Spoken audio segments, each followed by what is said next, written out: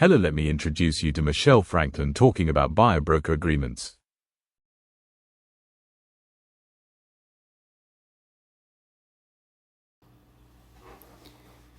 So you're a home buyer working with an agent who is a realtor. And realtor is a key word. It means that you are working with a professional, ethically obligated to work in your best interest. You may ask, what is a written buyer agreement and what does it do?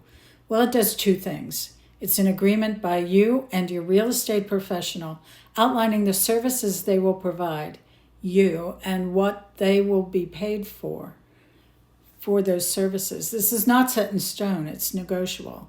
And by law, it is now a requirement before you can even tour a home. So you may ask, how did it all come about?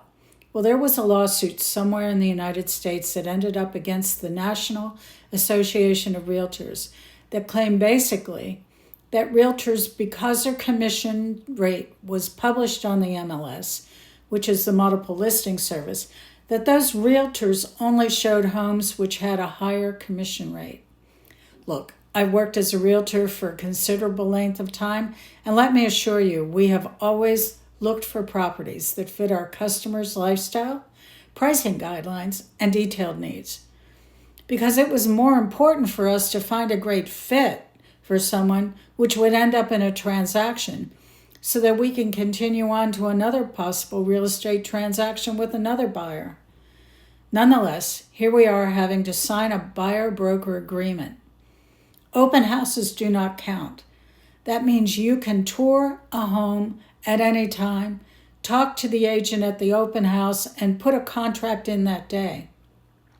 But as soon as you put that contract in, you must sign a buyer's broker agreement form. Before, these buyer-broker agreements were mandatory. Often the seller set the commission and it was split 4 ways between the listing agent and their brokerage firm and the buyer's agent and the buyer's agent's brokerage firm. This can still be the case, and if this is the scenario with the property you have intended to purchase, then your buyer's broker agreement needs to be renegotiated to compensate for what the sellers are willing to give the buyer's agent and brokerage. Because these forms are mandatory, please know that they can be renegotiated up until the time of closing. Also know that if you decide you no longer want to work with your agent, you must terminate on a form stating that your relationship is terminated, and you can do that through a new agent. Hope this helps. We will continue.